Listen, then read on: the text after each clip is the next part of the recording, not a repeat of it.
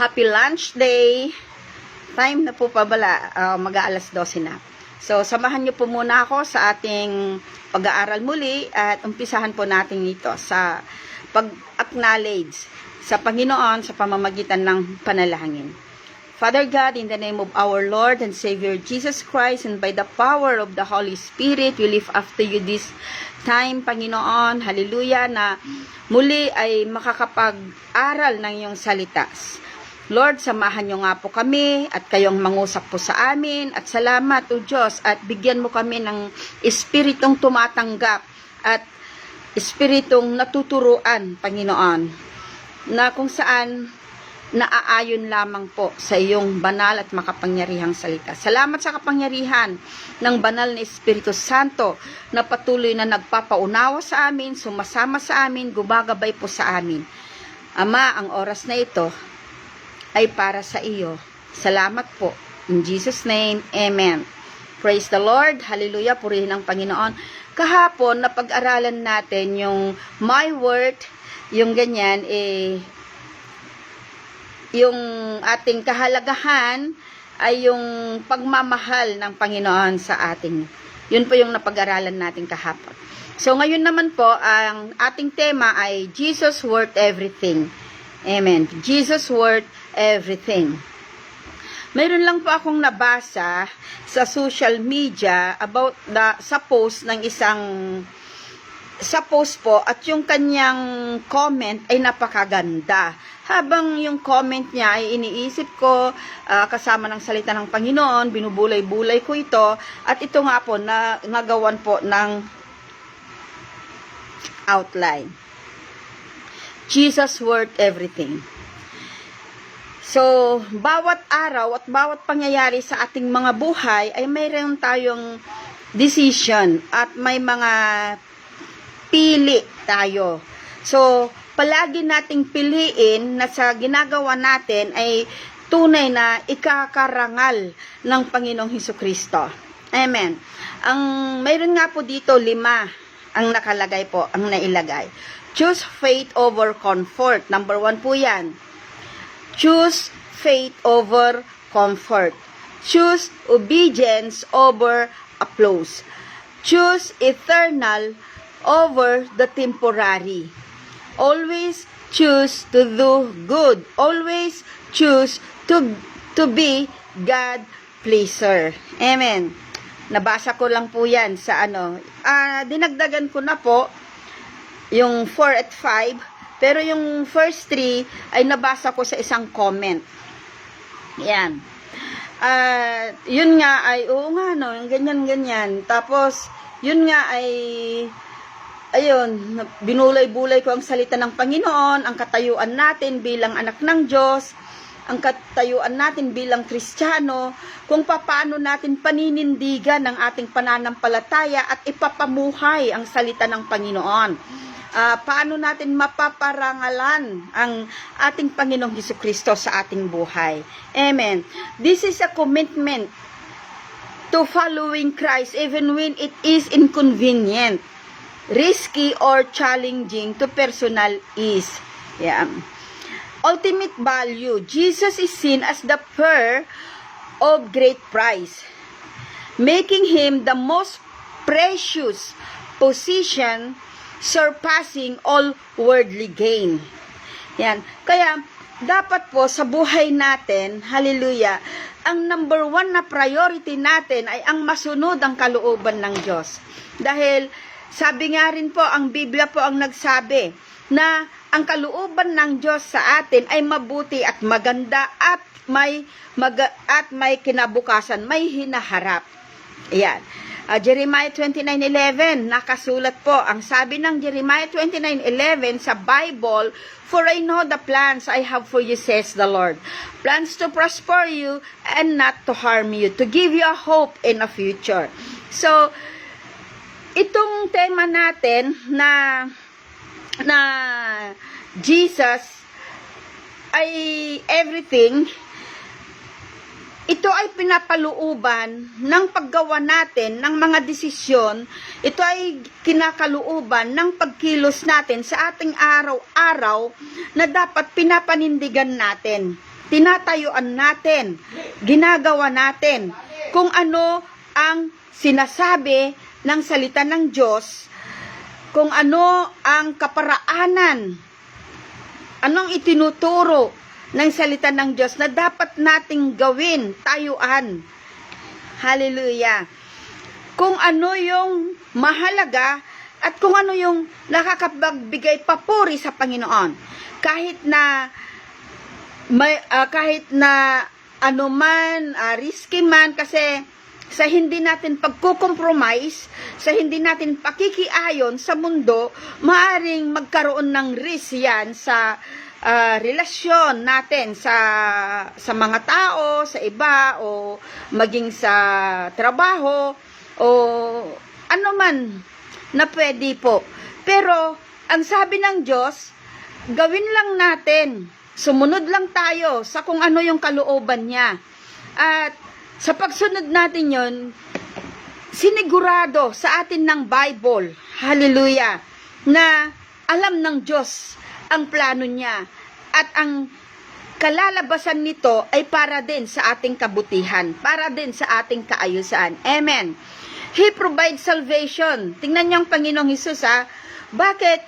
Jesus worth everything. Because Jesus provides salvation. There is no other name given sa ilalim, under heaven, under the sun, na ikakaligtas ng tao, kundi ang pangalang Hesukristo lamang. He restores humanity to God. Yung ating pagkakalayo sa Panginoong Hesukristo, pagkilalanin natin yung ginawa ng Diyos sa atin, tanggapin natin yon, marirestore yung ating relasyon sa Panginoong Hesukristo. And satisfy the deepest longing of human heart. And surpassing any earthly fleeting pleasure. Amen. Number 1, tingnan po natin. Jesus worth everything. Sa Philippians 3:8, ang sabi po doon, what is more, I consider everything a loss because of the surpassing worth of knowing Jesus Christ as my Lord. So, lahat ng tinatangkilik niya, sabi niya, I consider them lost. Kasi, ang tinitignan niyang great gain ay yung pagkakilala sa Panginoon. Dito ay nakapaloob din na talaga namang malaking pakinabang na makilala natin ang Panginoong Hesukristo. Na ang may pinakamalaking pakinabang sa buhay ng nilalang ng Diyos na tao ay ang makilala ang Panginoong Hesukristo. Makilala siya hindi lamang sa bibig, hindi lamang sa isip, kundi makilala ang Panginoong Hesukristo bilang Panginoon, as Lord. Dito sa puso, as Lord, kasi ipinapamuhay kung ano ang sinasabi ng salita ng Panginoon. Sinusunod nito. Amen. What is more, I consider everything a loss because of the surpassing worth of knowing Christ Jesus, my Lord. For whose sake I have lost all things, I consider them garbage, that I may gain Christ. Hindi ko pa sinasabi na kung ano man yung tinatangkilik natin ay garbage. Hindi po yon. Purihin ang Panginoon. Kung tayo ay maalwan ng pamumuhay, magandang ating katayuan sa buhay dahil sa pinaglaanan mo ito. Nag-aral ka, nagsikap ka, gumanda ang buhay mo, purihin ang Diyos. Kilala mo ang Panginoon, magandang buhay mo, purihin ang Panginoon. Hallelujah. Kasi, nandyan ang Panginoon sa iyo, sa atin. Maging kahit na dukha ka man, o in need ka man, pero kilala mo ang Panginoong Hesukristo at ipinapamuhay mo ang kanyang salita, purihin ang Panginoon sa anumang kalagayan sa buhay. Ang number 1 ay si Lord Jesus Christ, purihin ang Panginoong Hesukristo. Amen.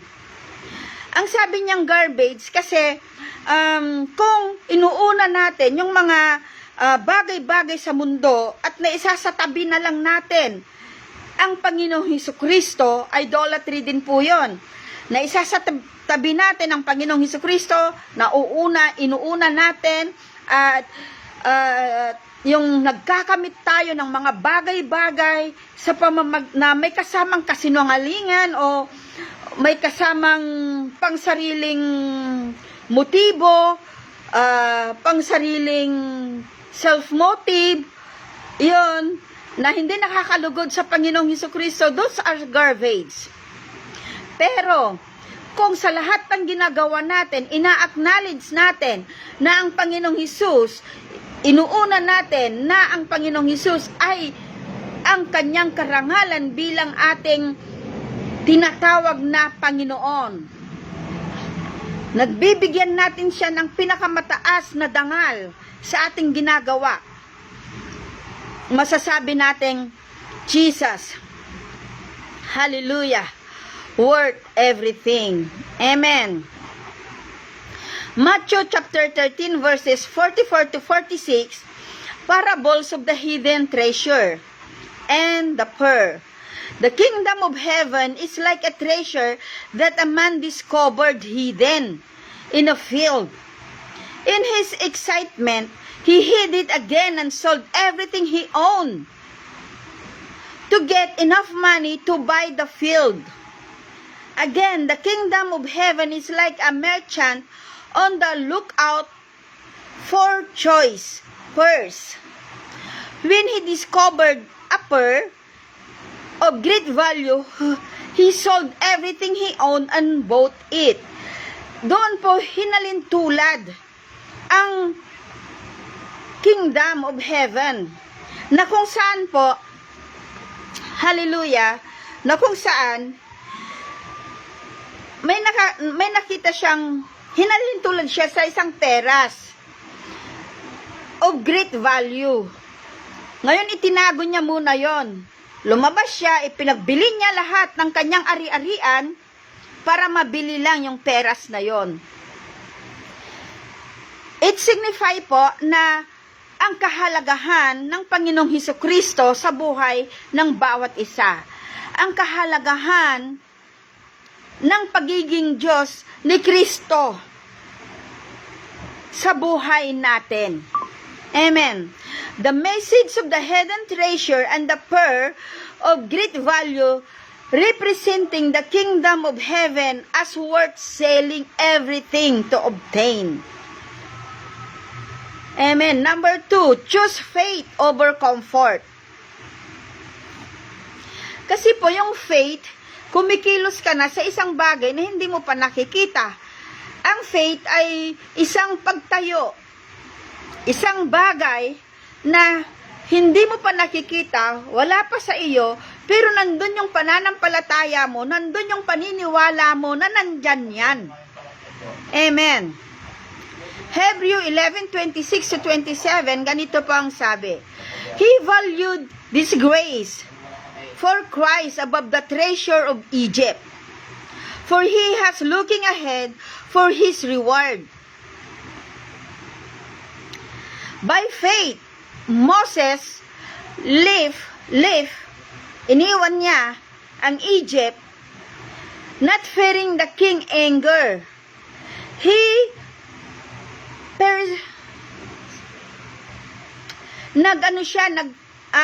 Nagsumikap siya because he saw him who is invincible.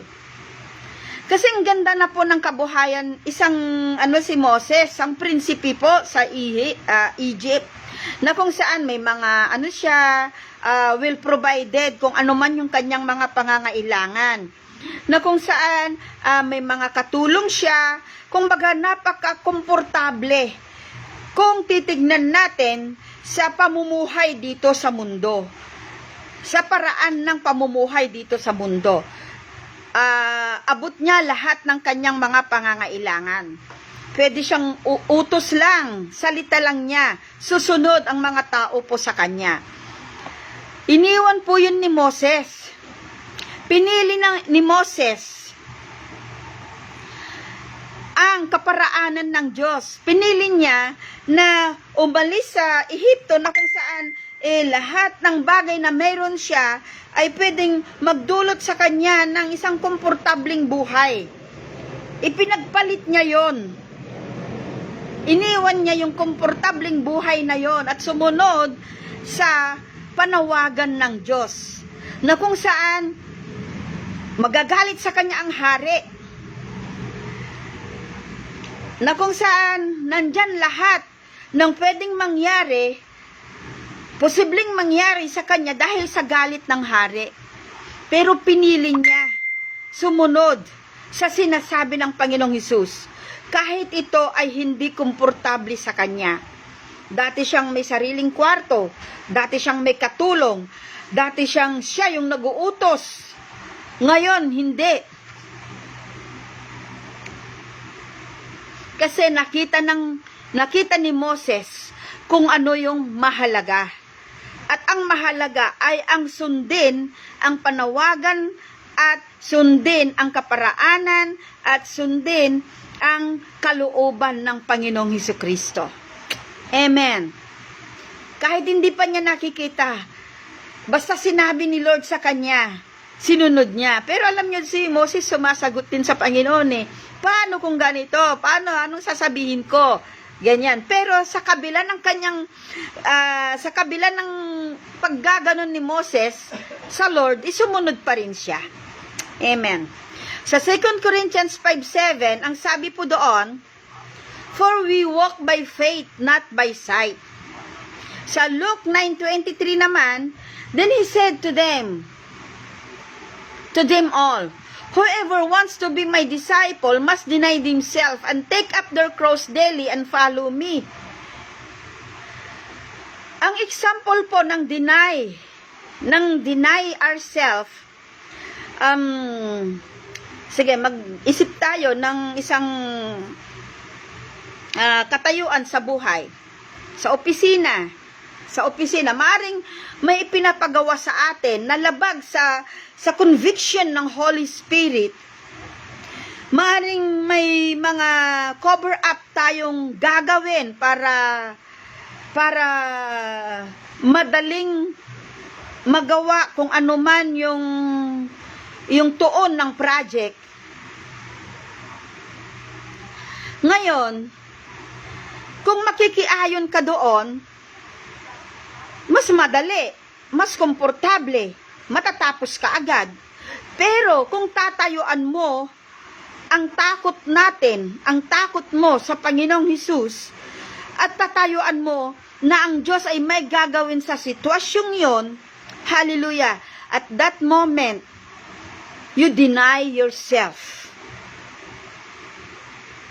At that moment, sinunod natin ang Panginoong Hesus kasi Jesus worth everything at nagtiwala tayo sa Panginoon na mayroon siyang kaparaanan, may gagawin siya kahit na parang malabo, hindi umaayon ang sitwasyon, pero tumayo ka sa iyong pananampalataya, tinayuan mo ang iyong identity, tinayuan mo yung takot mo sa Panginoong Hesukristo, tinayuan mo yung mga bagay-bagay na nakakapagbigay karangalan sa Diyos. Sa panahong yon, ang pinarangalan mo ay ang Panginoong Hesus at hindi ang utos ng tao na kung saan makakapagpighati sa puso ng Diyos. That is denying ourselves. Amen. Hallelujah. Kaya ang sabi dito sa Luke 9:23, Then he said to them all, whoever wants to be my disciple, whoever wants to be my disciple,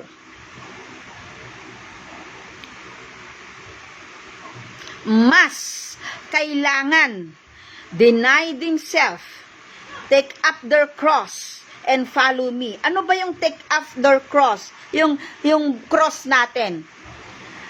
Yung cross natin, for example, Christian tayo, o may mga hurt na nararanasan natin, na pinagdaraanan natin, lalo na kung we are being wrong, yung nabibigyan ng hindi magandang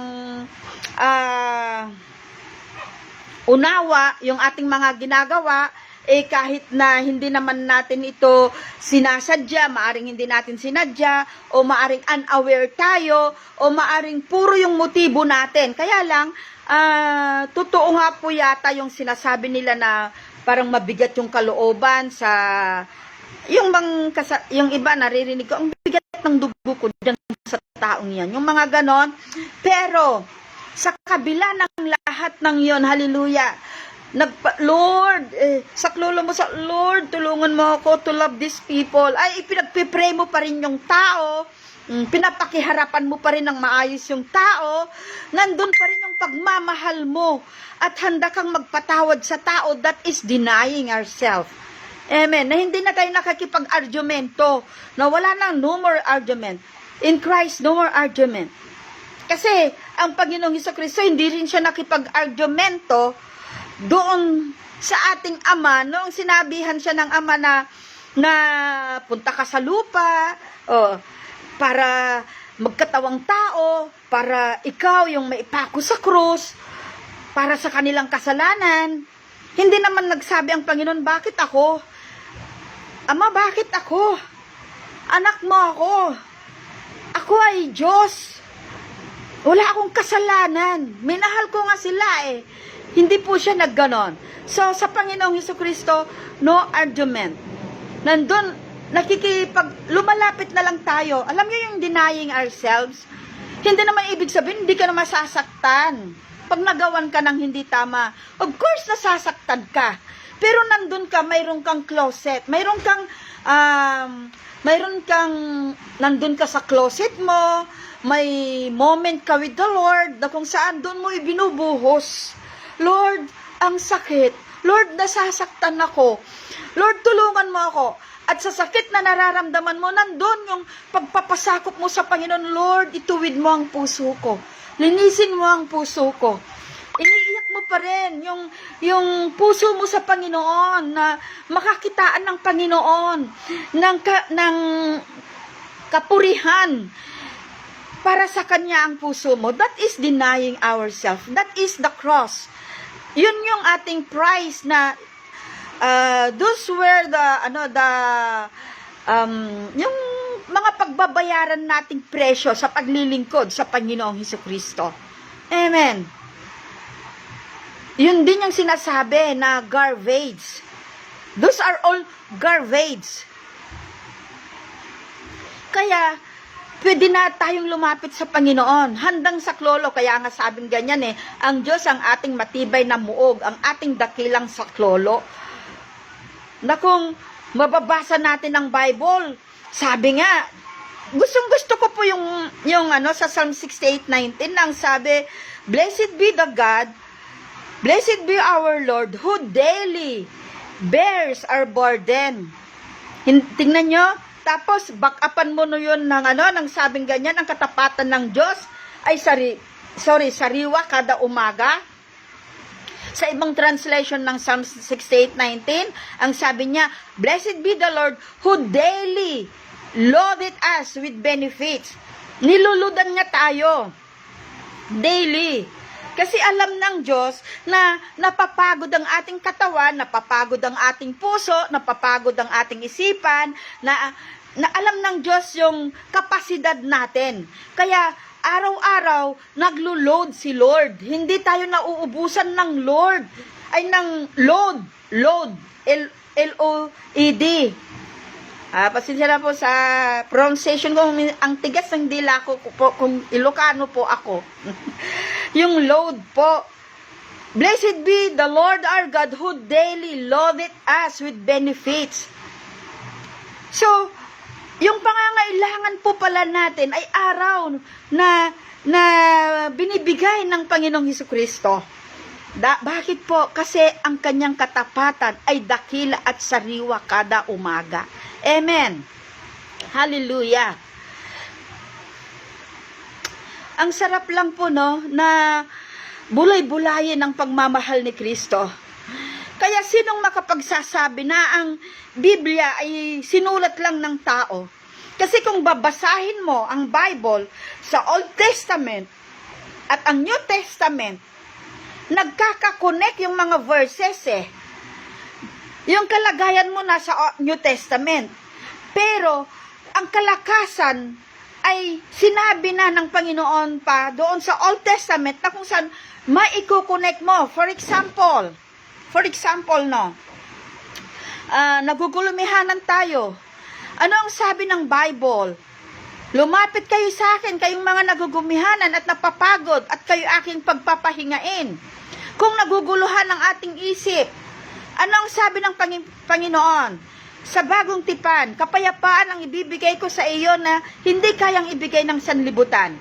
Kung hindi tayo sigurado sa ating mga plano sa New Testament, kung hindi tayo sigurado, napakaraming verses sa Old Testament na magbibigay sa atin ng kalakasan. Sa Psalms, Jeremiah 29:11. So, ang salita ng Panginoon ay kailangan talaga natin. Ang salita ng Panginoon ay salita niya kahit wala tayo. Pero tayo ay magiging magulo ang buhay. Walang direksyon. Parang ipa na kung saan matapatan ng hangin ay naililipad kung wala tayong pinanghahawakang salita ng Panginoong Hesukristo. At dahil sa salita ng Panginoon, tumatatag tayo. Tayo ay nagiging tumitibay tayo sa ating pananampalataya. At ang salita ng Diyos, aminin natin o hindi, lalo na sa mga nakaranas ng pagmamahal ni Kristo. At sinasabi ko rin ito sa mga kilala lang ang Panginoong Hesus dahil naririnig. Sinasabi ko rin ito sa lahat ng tao na makapangyarihan ang salita ng Panginoon. At yung salita niya ay kayang bumago ng buhay ng tao. Mga kalagayan natin sa buhay, marami kang negosyo, maganda ang katayuan mo sa buhay. Pero kung wala ang Diyos, maaaligaga. Paano ang gagawin sa mga bagay-bagay na mayroon mismo sa iyo? 'Di ba? Yung marami, kumpleto sila, lahat ng gamit nandyan lang. Mayroon na nga naaaligaga pa paano gamitin at paano pagkakasyahin. Kung nandyan ang Panginoon, nakasama ang salita ng Panginoong Hesus, ang presensya ng Panginoong Hesus, yun ang magpapa-still.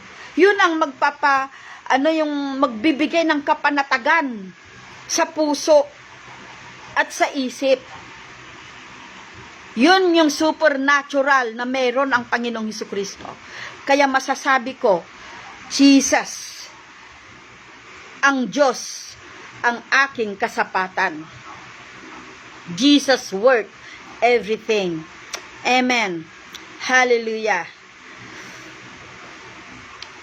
Prioritizing spiritual conviction, obedience, and trust in God's purpose over personal self-ease. It involves stepping outside one's comfort zone to pursue a calling, accepting potential risks and sacrifices, and finding strength in faith during difficult or uncertain times. Number 3, choose obedience over applause. Maaring sa pagsunod natin at pagtayo natin sa kalooban ng Panginoong Hesus, marami talagang magagalit, kagaya ni Moses. Sobrang nagalit ang hari sa kanya. Sobrang nagalit ang mga tao sa kanya. nung pinili niya sumunod sa Panginoong Hesukristo. Maaring sa buhay natin, nagkaroon na tayo ng mga patutuong ganon. Kasi hindi naman tayo tinawag para i-please sila eh. Maaring sa pagsunod mo sa Panginoong Hesukristo, sa pagtayo mo, na si Jesus ang pinili mong Panginoon, maaring itatwa ka ng iyong mga mahal sa buhay, ng iyong magulang, ng iyong kapatid. Maaring titignan nila lahat ang kilos mo at kahit wala kang ginagawa ay nagagawan ka na ikaw ay may ginawa. Maaring ganon. Kung baga hindi po yun comfort. Tayuan lang natin ang salita ng Panginoon. Tayuan lang natin kung ano ang utos ng Panginoong Hesukristo. At may pangako siya.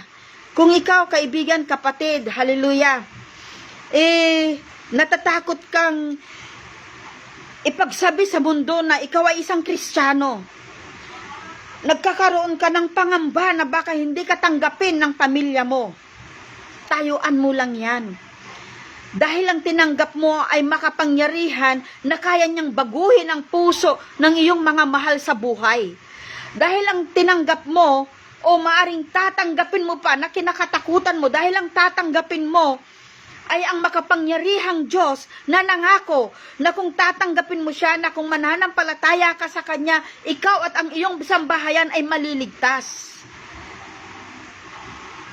Kaya kung may nag-share sa'yo ng Word of God, kung may nangaral sa'yo ng salita ng Panginoong Hesukristo, nandun na convicted ka na, kaya lang natatakot kang lumabas, natatakot kang mag-show up sa mga tao, natatakot mong sabihin sa pamilya mo, o lalo na kung ang pamilya mo ay talaga namang sobrang devoted sila sa kanilang kinalabibilangan, huwag kang matakot. Dahil ang Diyos na tinanggap mo, ang Diyos na tatanggapin mo, ay tunay na Diyos. Makapangyarihang Diyos. Diyos na tapat sa Kanyang pangako. Diyos na gumagawa kung ano ang sinabi niya. Hindi siya tao na magsisinungaling at mangangako lang. Siya ay Diyos na bago pa man din niya sabihin ang lahat ng Kanyang mga pangako, mayroon na siyang magandang plano sa iyo. Siya ang Diyos na tutupad na kung ano man ang sinabi niya. Ako po, nung tinanggap ko ang Panginoong Hesus bilang Diyos sariling tagapagligtas, pinalayas ako ng pamilya ko. Hindi lang ako basta pinalayas, itinuring akong patay sa pamilya. At doon sa bayan kung kinalakihan, ay parang naging persecutor ko, halos lahat yung nakasapaligid ko. Itinatwa talaga ako ng magulang ko. Pero alam nyo, ito ang challenge, kaibigan, kapatid.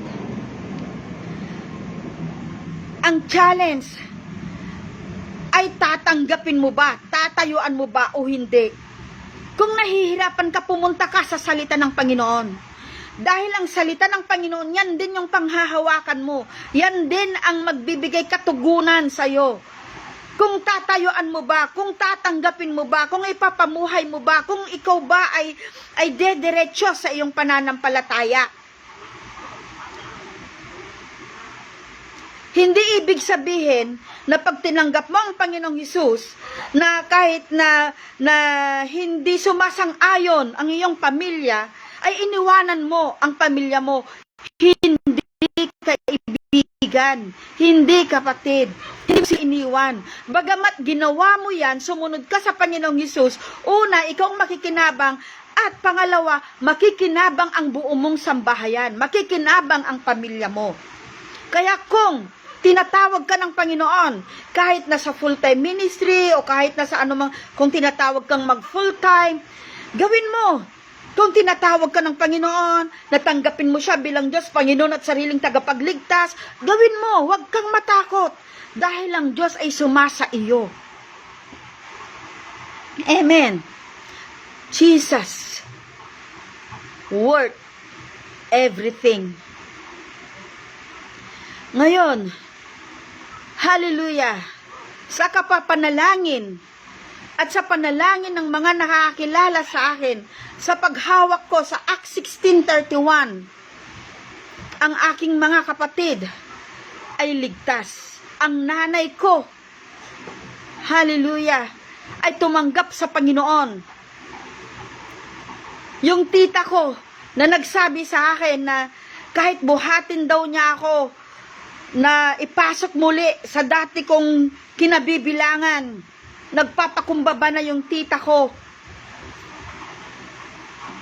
Bago nawala yon, bago siya kinuha ni Lord, na-enjoy niyo muna ang presensya, ang pagkilos, ang relasyon niya sa Diyos bilang Diyos, Panginoon at sariling tagapagligtas. Kita niyo ha? Jesus worth everything. Kailangan lang mag-step forward po tayo. Kailangan lang unang hakbang ng ating pananampalataya. Amen. Hallelujah. Dito rin ang sabi niya, choose obedience over applause. For I am now seeking the approval of man. For am I now seeking, sabi niya, nagtatanong siya, for am I now seeking the approval of men or of God? Or am I trying to please men? If I were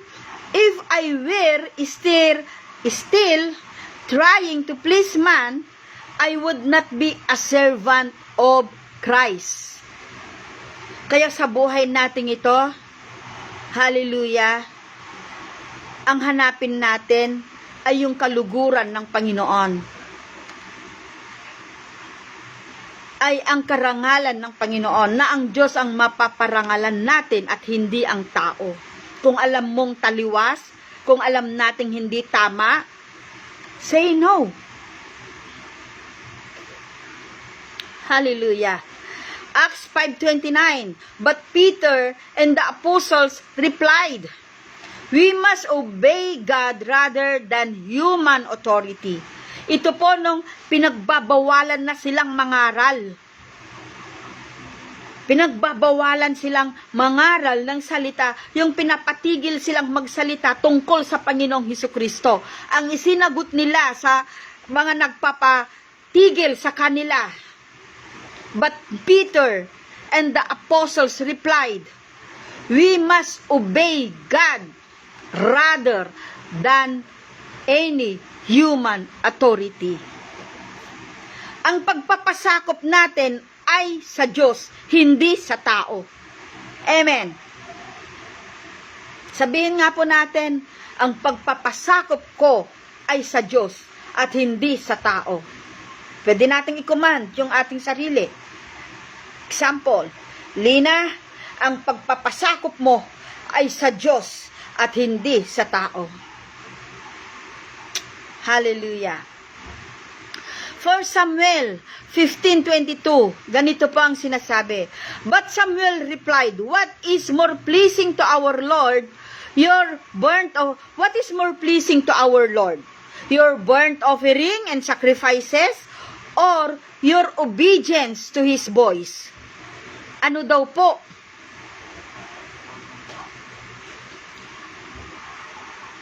Ang katanggap-tanggap sa Panginoong Hesukristo, ang nakakapagbigay karangalan sa Panginoong Hesukristo, ang ating offering, yung burnt offering, o ang ating pagsunod sa boses, sa salita, sa kaparaanan ng Diyos.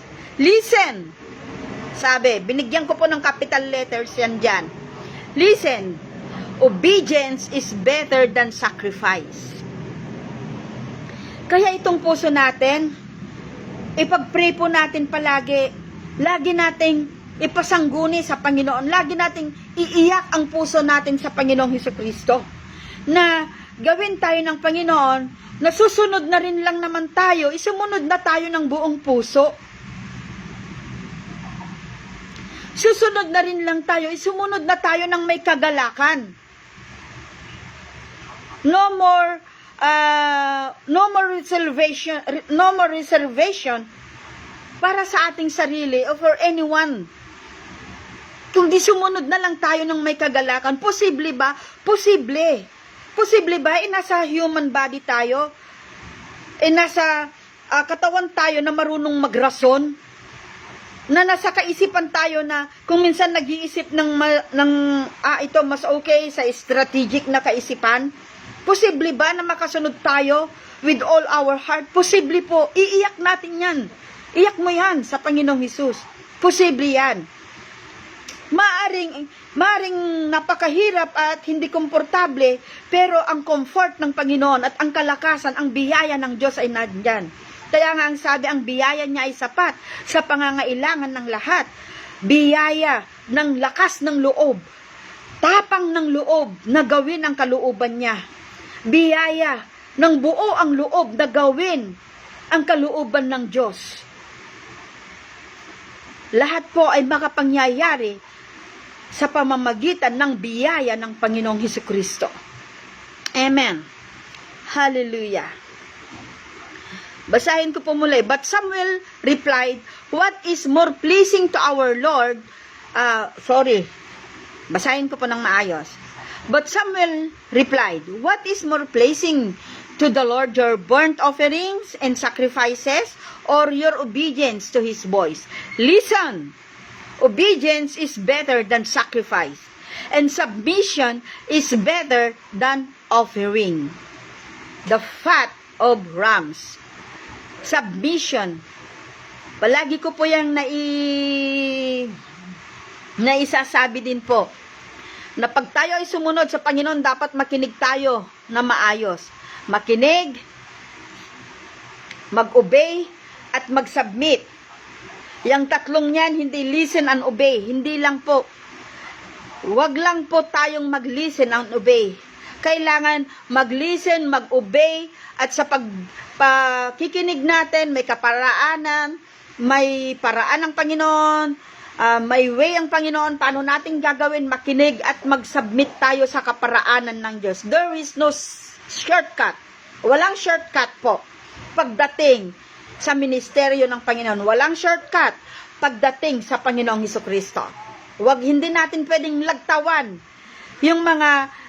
yung daan na kung saan gusto ng Diyos na madaanan natin.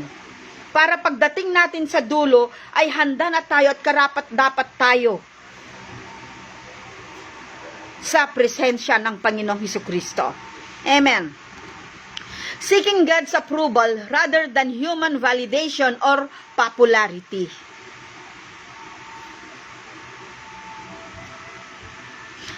Kahit na anong sabihin ng iba tungkol sa atin, ang mahalaga, ano ang sasabihin ng Diyos sa iyo. Yun po ang mahalaga. Bakit ganito ang ating mga itinuturo? Kasi po, balang araw haharap tayo sa Diyos. At pagharap natin sa Kanya, wala tayong madadala, kundi yung mga bagay-bagay na ginawa natin dito sa lupa para sa Kanya. Napakahalaga na ginawa natin ito na buo ang puso, may malinis na puso, iisang motibo ng papaglingkuran ng Panginoon. Yun lang ang motibo. Maparangalan ng Panginoong Hesus. Sabi nga by hook or by crook, pararangalan natin ang Panginoon sa buhay natin. Iisa lang ang motibo, dahil mahal natin ang Diyos. Dahil sa pagmamahal natin sa Panginoon, magagawa natin, dahil bibigyan tayo ng kalakasan ng Diyos na gawin ang Kanyang kalooban. Hallelujah. Pagharap natin sa Panginoon, idadaan sa apoy lahat ng ating ginawa sa Kanya. Huwag na tayong magsayang ng oras kung gagawin lang natin ito for popularity or for validation ng tao na gusto nating mapakinggan sa ngayon. Para sa itsura, para sa aura natin sa harap ng tao. Kung kikilos tayo, gagawa tayo para sa Panginoong Hesus, kailangan maganda sa aura ng Panginoon. Para nang sa ganun, hindi masayang yung effort natin. Para nang sa ganun, hindi masayang yung oras na inilalaan natin. Hallelujah. Para mabigyan ng pagkilala ng Panginoon. At hindi ang pagkilala ng tao. Sa oras na yon, yung mga tao haharap din silang kasama natin sa Panginoon. At sa oras na yon, hallelujah, ang pagkilala lamang ay galing sa Diyos. Tandaan po natin yan. Kaya gagawa na rin lang tayo para sa ating Panginoong Hesukristo. Gumawa na tayo ng may malinis na puso, malinis na motibo, malinis na mithiin. Dahil mahal mo, mahal ko ang Diyos. Period. Dun lang po tayo gagawa. Amen. Kaya napakaganda rin po yung prayer na yung Lord, ipakilala mo ako sa sarili ko. Lord, ipakita mo sa akin kung ano yung mga bagay-bagay na dapat matanggal sa akin. Lord, tulungan mo ako sa tuwing ako'y nasasaktan. Patawarin mo ako, Panginoon. Kung minsan namamaliit ko yung sarili ko, kasalanan din po pala yun. Lord, patawarin mo po ako. Tulungan mo ako. Na sa paglilingkod, hindi ang sarili ko ang dala ko, ang taglay ko. Kundi ang taglay ko ay ikaw, Panginoon. Ang taglay ko, O Diyos, ay ang kalooban at pagmamahal mo sa tao. Hallelujah. Amen. So, choose. Yun po yung yung number 4. Yung yung sabing ganyan choose obedience over applause. Ito naman po, number 3 yan. Choose eternal over the temporary. Ayan, nasabi ko na kanina. 2 Corinthians 4:18. So we fix our eyes on what is seen. So we fix our eyes not. Okay. Liwanagin ko po. And so we fix our eyes not on what is seen. Hindi sa mga bagay-bagay na nakikita natin ngayon. Kung nakikita natin ang galit ng kapwa natin, wag yon. Kung nakikita natin ang mga pangangailangan sa mundong ito, ang karangyaan ng mundo, ang kasinungalingan ng mga pangyayari at ng mga solusyon, wag yon ang titignan natin. So we fix our eyes not on what is seen, but on what is unseen. Since what is seen is temporary, but what is unseen is eternal. Ano yung mga sin na yan? Sige, daanin natin. Isa-isahin natin na hindi ko naman maisa-isa lahat. Example lang. Galit ng tao, hindi pagpapatawad, gawa ng tao, mga bagay-bagay na kumikinang, kumukititap, mga bagay-bagay na pleasurable sa mata at sa katawan ng tao. Yun yung mga bagay-bagay na sin. Sin po na is E-E-N. Sin. Yan. Huwag daw po natin doon tignan. Kasi pagdating ng araw na harap tayo sa Panginoon, walang magagawa yon sa ating kaligtasan. Ang mensahe po natin, kung ngayong araw na ito, ang mensahe ng Diyos sa atin ngayong araw na ito ay gumawa tayo para sa mga bagay-bagay po, para sa karangalan ng Panginoon, dahil yun ang mananatili kailanpaman. At ang Diyos, ang lahat-lahat sa atin. Na kung saan ang ibig sabihin, kung ang Diyos ang lahat-lahat sa atin, willing tayo na isuko, willing tayong ibaba ang ating pagkatao, ang ating sariling kalooban, ano man itong ating pinagdaraanan sa Kanya, at manampalataya tayo na siya ay may magagawa, siya ay kikilos, at siya ay kumikilos. Kahit ito man ay hindi pa natin nakikita, ito man ay hindi pa natin nararamdaman, yun po yung mensahe ng Diyos sa atin, na tayuan natin ang ating pagiging Kristiyano. Tayuan natin ang Panginoon sa lahat ng parte ng ating buhay. Sa bawat kilos natin, piliin natin ang karangalan na nanggagaling sa Panginoong Hesukristo. Mahirap man ito o hindi, dahil ang biyaya niya ay sapat kung kailan mo ito kailangan. Amen. Ulitin ko, 2 Corinthians 4:18. So we fix our eyes not on what is seen, but on what is unseen.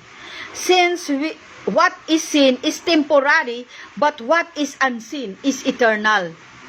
Lahat ng bagay sa lupa, iiwan natin yan. Maging ang katawang lupa natin na nakikinabang sa lahat ng bagay na nakikita sa ngayon. Maging ang katawang lupa natin na nakakaramdam ng sakit, ng kalooban, na nakakaramdam ng sakit, ng katawan. Iiwan natin ito. Yung espiritu natin, yung kaluluwa natin ang babalik sa Panginoong Hesus. At yung pupuntahan ng ating kaluluwa, yun ang pagtuunan natin ng pansin. Amen. Dahil hindi ang katawang lupang ito ang huhusgahan, kundi kung ano yung ginawa ng katawang lupang ito, kung ano yung kanyang mga kinaabalahan, mga ginawa niya habang nabubuhay pa, yun ang huhusgahan. Yung espiritu at yung kaluluwang hihiwalay sa katawang lupang ito ang babalik sa Diyos at yun ang huhusgahan. At pag hinusgahan yun, may pupuntahan, impyerno o sa piling ng Panginoong Hesukristo. Kaya gumawa tayo, kumilos tayo para sa kaharian ng Panginoong Hesukristo. Amen. Matthew 6, sa Mark po, Mark 8:36 ang sabi, what good is it for someone to gain the whole world, yet forfeit their soul? Ano ang pakinabang ng isang tao, makamtan man niya ang buong sanlibutan, pero mawawalan niya ang kanyang kaluluwa? Naknak po. Ito ay mga katotohanan na dapat nating isinasang-alang-alang sa ating pamumuhay dahil ang buhay hindi natin hawak. Kaya ang buhay dapat pinapahalagahan natin. May mga nakikita ako sa Facebook na habang buhay pa raw, kailangan magsaya ka na. Kasi balang araw, alaala ka na lang. Maganda na yung nagsasaya ka, na kasama mong nagsasaya ang mga anghel sa langit. Dahil ginagawa mo ang kalooban ng Diyos. Maganda na ang alaala ng tao sa iyo ay yung pananampalataya mo. Na kung pag-usapan ka man nila, haleluya, yung paloob ng kanilang usapan ay yung napaparangalan pa rin ng Diyos. Kahit sa alaala lang, isa ka ng alaala, isa na akong alaala, pero sa alaala man, kahit na alaala na lang, napaparangalan pa ang Diyos, purihin ng Panginoong Hesukristo. Amen. Maaring sabihin ninyo mga kaibigan, mga kapatid, napaka-extreme ng turo, pero yan pa ang totoo. Purihin ng Diyos sa pagkakataong ganito na nakakapagturo ako, na isasabi ko, dahil yun naman po ang totoo. May buhay tayo pagkatapos ng kamatayan sa lupa. At yun ay dapat natin binibigyang tuon. Yun ay dapat natin pinaghahandaan. Hindi ibig sabihin hindi natin mahal ang ating mga mahal sa buhay. Mahal natin sila. Kaya nga po tayo nagsusumikap na makasunod sa Panginoong Hesus. Para nang sa ganun makita nila yung pagsusumikap natin, makita po nila at masundan nila.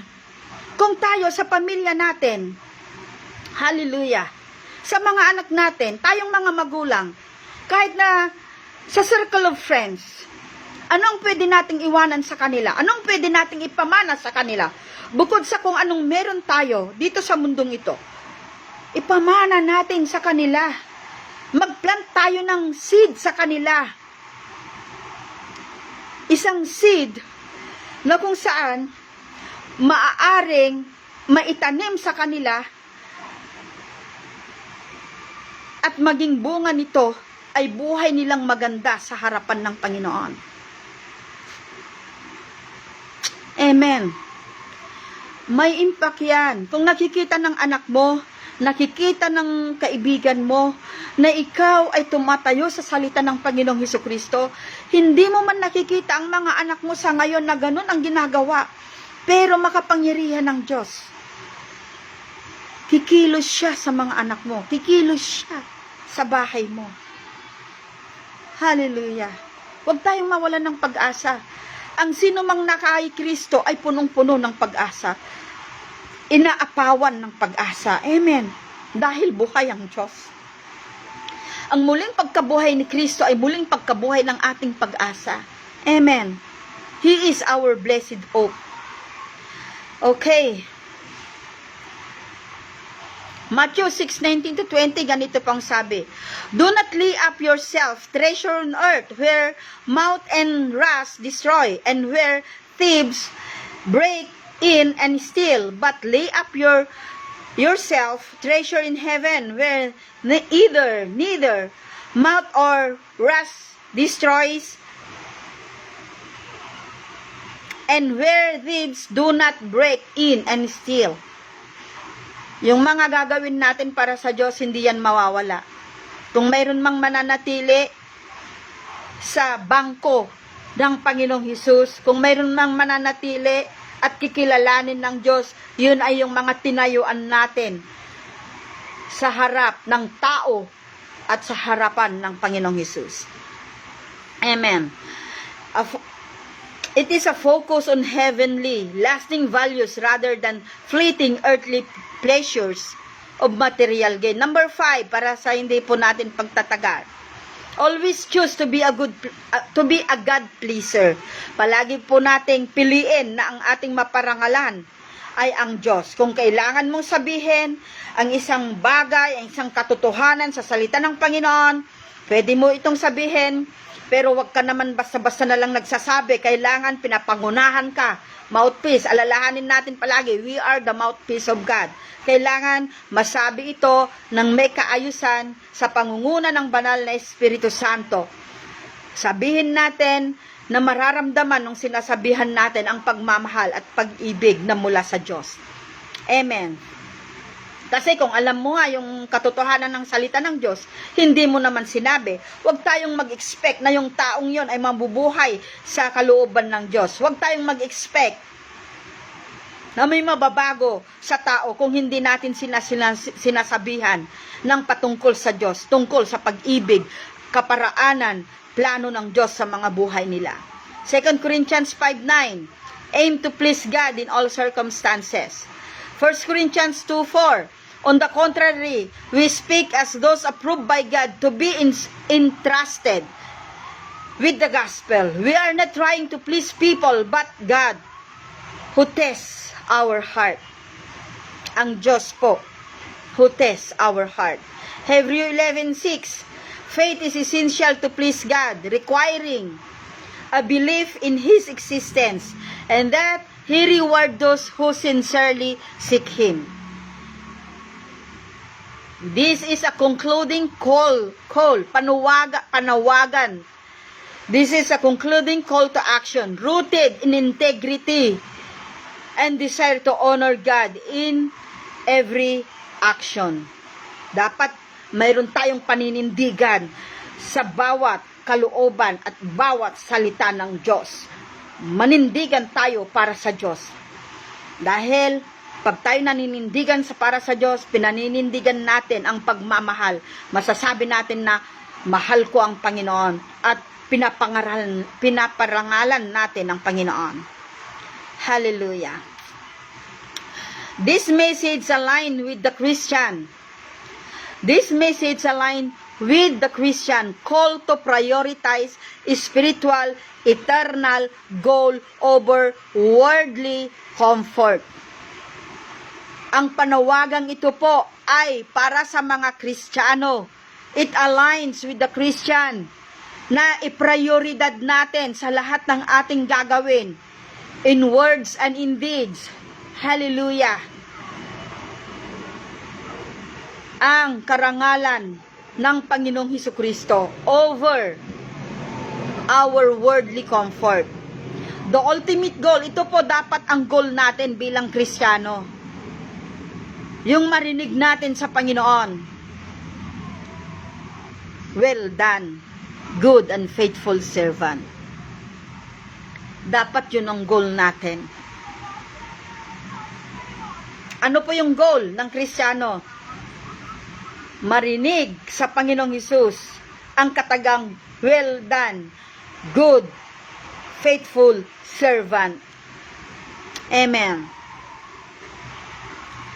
His master said to him, well done, good and faithful servant. You have been faithful over little. I will set you over much. Enter into the joy of your master. Alam nyo, sa tuwing ginagawa natin ang kalooban ng Diyos, kahit mahirap ito, kahit napaka-inconvenient, yun, uncomfortable, mayroon tayong kagalakan eh. May kagalakan sa puso natin. Pinanindigan mo ang salita ng Panginoon, ang karangalan, ang kapurihan ng Panginoon. Hindi mo pwedeng itanggi na may kagalakan kang nararamdaman dyan sa puso mo. Ganyan din ako. Hallelujah. Obeying Christ is a talent to share, a talent to lift up someone. Talent din po pala yung obeying Christ. So, maging malago, magpakalago po tayo sa salita ng Panginoon. Magpakalalim po tayo sa salita ng Panginoon. Dahil ito ang tanging sandata para tayo ay manatili sa kabila ng mga pangyayari sa paligid, sa mga nangyayari sa paligid, sa mga nangyayari o anumang katayuan natin sa buhay. Manalangin po tayo. Hallelujah. Oh, Jesus. Father God, in the name of Jesus, maraming salamat po. Aming pong inilalapit sa inyo ang aming mga puso, Panginoon. Maging ang aming sariling kaunawaan. Lord, ikaw po ang magpaunawa sa amin ng iyong mga salita. Ikaw rin po ang magbigay, Panginoong Jesus, ng sapat na katatagan, Panginoon. Sapat ng yung kabuuan ng loob. Gawin mong mapagpakumbaba kami sa iyong harapan, Panginoon. Hallelujah. Gawin mong puro yung aming mga puso sa iyo, O Diyos. Linisin mo po ito. Panginoon,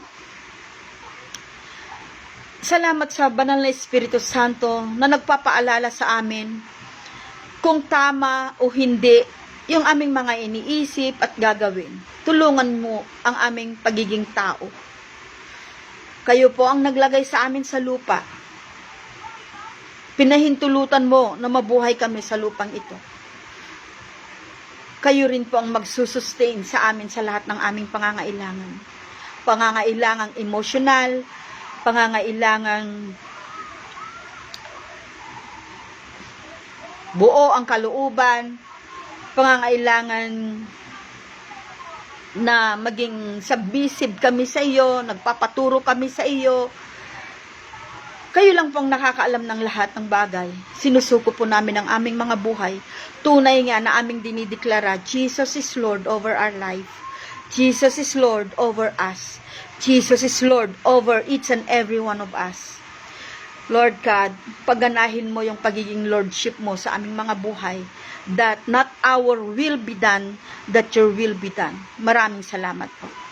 Salamat o Diyos sa katayuan at sitwasyon ng bawat isa.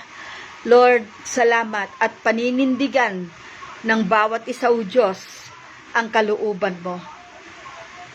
Hindi marurumihan ang karangalan mo, kundi maitataas ka sa bawat naming gagawin. Salamat po. Salamat din po, Panginoon, sa kanila na nagdiriwang ng kanilang mga kaarawan. Salamat sa maraming taon na pag-iingat mo po sa kanila. At Lord, masumpungan mo po sila magmula sa araw na ito. Lord, na patuloy na nagtatapat sa iyo hanggang sa huli, na patuloy na ang pag-ibig mo at pagkalinga mo at kalooban mo ang maganap sa mga buhay po nila. Salamat, Panginoon. Lord, maraming salamat po. Sila na nangangailangan ng katugunan sa pananalapi, sa kagalingan, sa kapayapaan ng puso't isipan, sa klarong direksyon, kung ano man ang gagawin, sa mga may pagdidesisyonan. Panginoon, maraming salamat. Kakatagpuin mo po ang lahat ng ito. Mapakinggan ka po ng maliwanag at magawa po ng tama sa iyong paningin, Panginoon. Dahil alam po namin, isusunod mo at iaayon mo lahat po, God. Maraming salamat. Salamat sa pag-iingat mo po. Hallelujah. Yes, Lord. Tinataas ko sa iyo si Rochelle. Panginoon, patuloy na palakasin mo ang kanyang pangangatawan, maging ang kanyang pananampalataya. Tulungan mo siya sa kanyang buhay, Panginoon.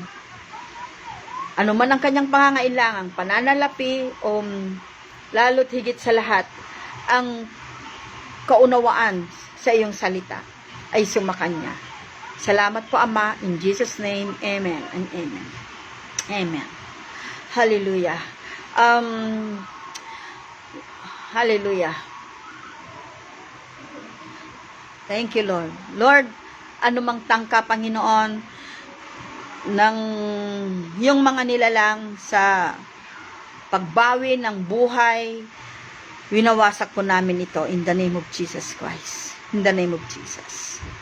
Salamat sa tamang kaisipan, sa banal na takot sa iyo, ng iyong mga nilalang, lalo ng iyong mga anak, Panginoon, para hindi gawin ang mga bagay-bagay na hindi karapat-dapat sa iyong harapan. Salamat po, Ama, in Jesus' name.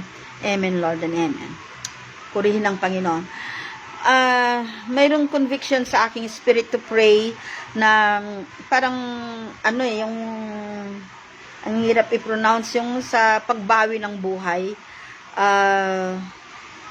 Lord, kung sino man yon, hawakan mo po ang kanyang puso't isipan at maramdaman niya, O Diyos, na may nagmamahal sa kanya, may handang umaruga sa kanya, maramdaman niya, O God, na kayo ay handang makinig sa kanya in Jesus' name.